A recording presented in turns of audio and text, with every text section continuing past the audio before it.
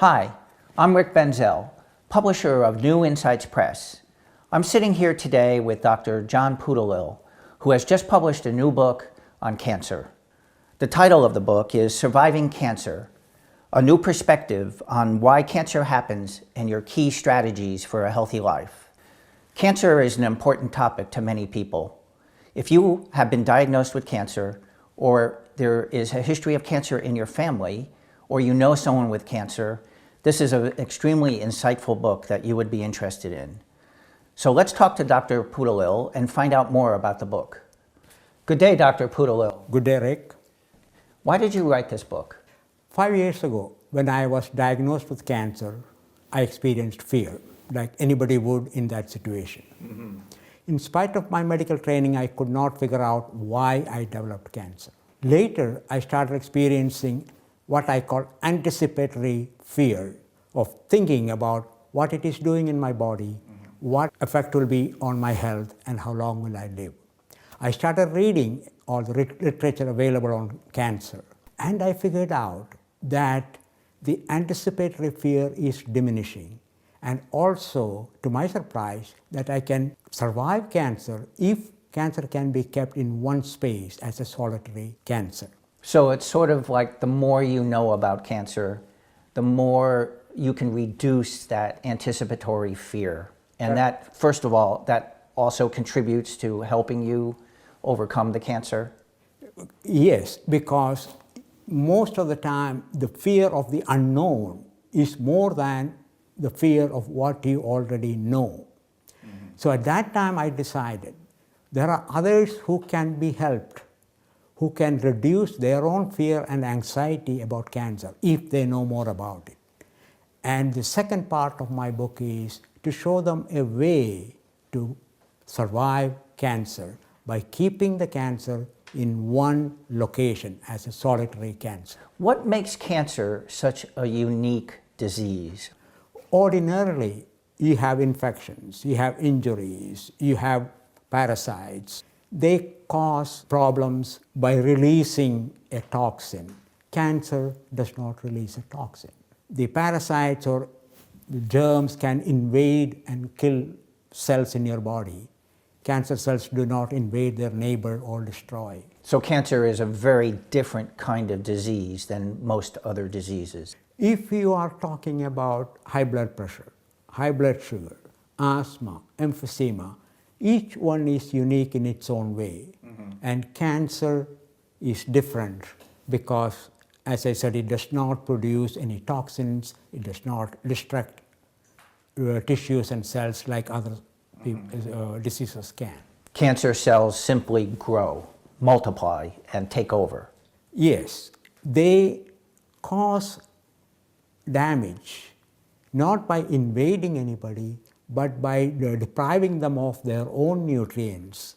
The normal cells need nutrients just as cancer cells do. However, cancer cells will deprive the normal cells of their need, and they cannot function. And all it takes is one vital organ not functioning because their cells are not functioning, and you die. So tell us about the role of genes and mutations in causing cancer. A gene is like a mold. Let's say you're making a cake, and if your mold is bent or disfigured, the cake is going to be looking different. Similarly, when the gene has instructions to produce a protein, if the gene is mutated, that protein shape is going to be different. And what you make with that protein, misshaped protein, is going to be different. And these proteins have to do then with how a cell functions or has a dysfunction. Correct. So the disfigured protein makes the cell not comply with the normal requirements of a cell function. And that is the definition of a cancer cell. That is one definition of a cancer cell, the cell that is not properly functioning. So cancer cells do not behave in the way that they're supposed to. Correct. Whether it is in the prostate, whether it is in colon, whether it is in breast or in lungs, They have only one thing in their mind. They want to survive. They want to not only survive, but multiply. And thus the basic understanding that cancer is these cells that multiply and multiply and multiply and take over. Correct. Without any functional objective. What is the role of your heredity then in cancer? In heredity, you have already inherited the gene mutation. It already exists. It already exists. But does that mean you will get cancer? That by itself does not cause cancer. There has to be some reason for the cell to keep multiplying. A sort of trigger. A trigger or a promoter, some people call it. Mm-hmm. What are some examples of triggers or promoters? Hormones. For example, if you have inherited a breast cancer gene, you need the hormone, female hormone, to get it started or promote it. And what about environmental agents, toxins, and things like that? They can function not only as a cause of mutation, but also a trigger for multiplication. Is there a way that we can prevent cancer? As we get older, we have more and more exposure to various elements that cause mutations. So your chance of getting cancer increases, especially after age 50. Oh. So most of the cancers are in that older age group. So what is the cause of the beginning of the cancer? What makes a cancer stay in one place or spread? There are genes inside each cell that control unwanted multiplication. They are called growth inhibiting genes. Growth inhibiting genes. We inherit one from the father, one from the mother. If one gene is mutated, the other can still ask the cell to self-destruct. It's a backup. Correct, correct. But if both genes are damaged or mutated, which is what happens in every cancer, both growth inhibiting genes are defective. And then there's nothing to stop the cell from multiplying. multiplication. So a stalemate is sort of what helps keep it a solitary cancer. Correct. Whereas what happens if the cancer is faster than the immune system can handle? Then you have not only growth of cancer, but also some cancer cell can get detached. And escape. And then they can travel in the body by entering a bloodstream or any cavity or the lymphatic drainage system. And that is when the cancer cells go on a journey to find some other place to live, meaning that's metastasis. Correct. A cancer cell can get detached from the main cancer and start journey through the bloodstream to any part of the body. Roaming around the body. Roaming around. Then it has to locate a site because this cell comes from an unknown environment.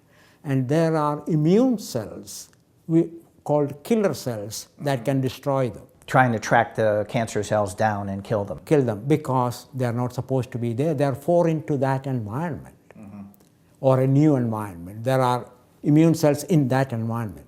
However, if there is inflammation and reconstruction, they need workers. And a stem cell is such that it can transform itself into a functional cell, a support cell, a security cell, different kinds of cell. So the cancer cell is sort of disguising itself and fooling the immune system. The immune system is designed in such a way they are more tolerant of stem cell because of their functional importance. So the immune cells will let the cancer cell camouflaged as a stem cell move on, thinking that it is a real stem cell. And it is given protection, food, environment, whatever is needed. And by the time the local immune cells detect what's going on, the cancer colony has already been established. To jump to the conclusion, that would mean that to survive cancer, the goal would be to try to keep it in one location where there's an opportunity for doctors and the medical system to treat the cancer. Yes, the evolution of a cancer cell, the formation of a cancer cell, that happens in almost every person. But if we have a good immune system, it can take care of it. So either the cancer cell self-destructs because of the active genes inside, or the immune system keep it contained, and you're fine. You will never know you even have cancer. The formation of cancer cell is at random.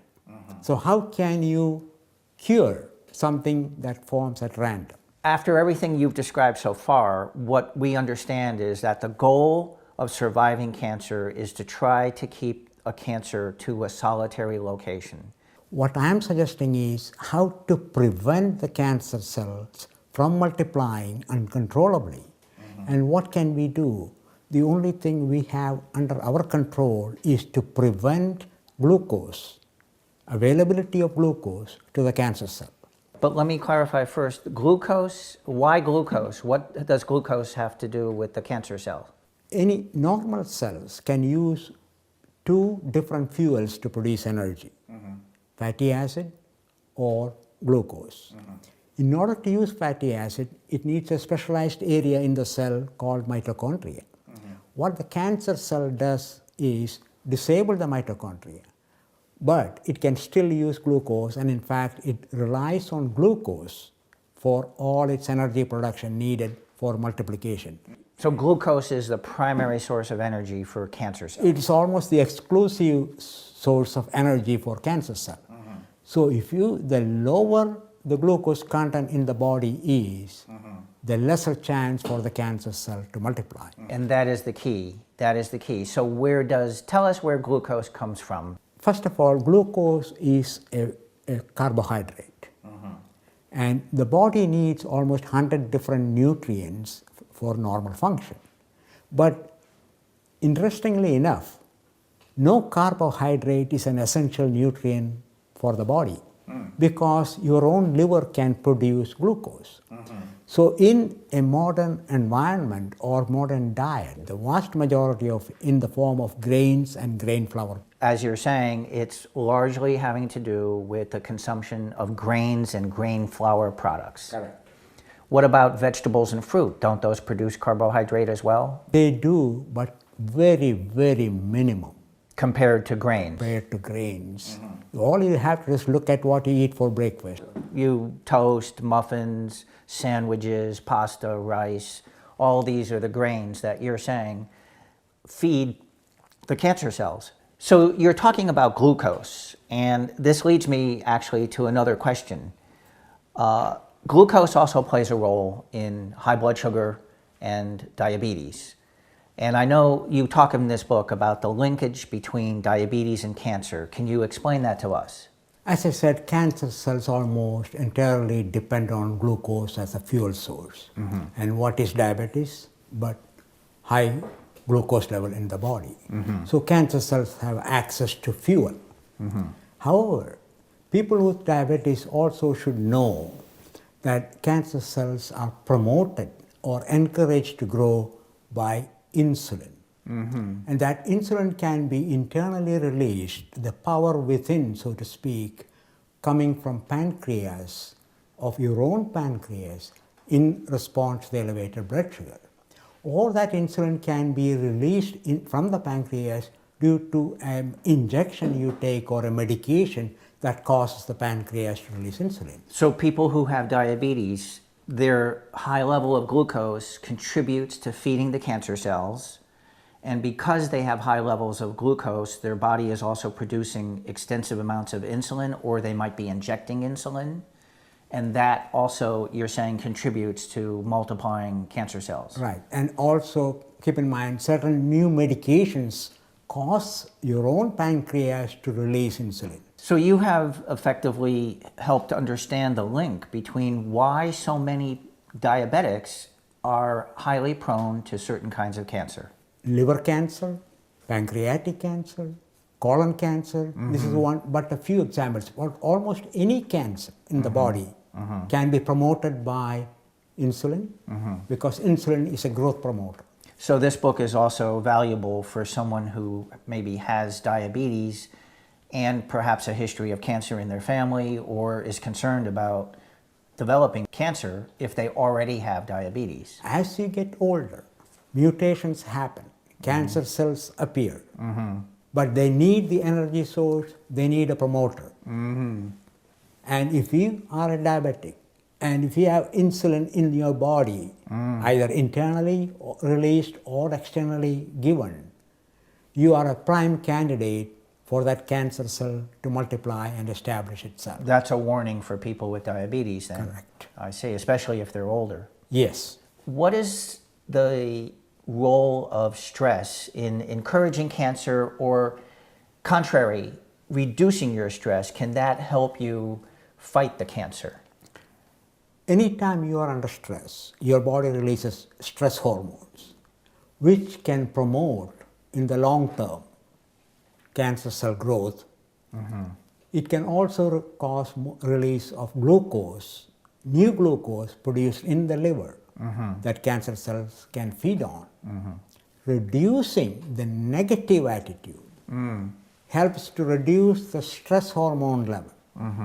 And that is much more effective and important than working on the positive attitude, which you need anyway. Well, Dr. Poothullil, this has been very interesting and insightful, and I appreciate all of the knowledge and time that you have put into creating this book.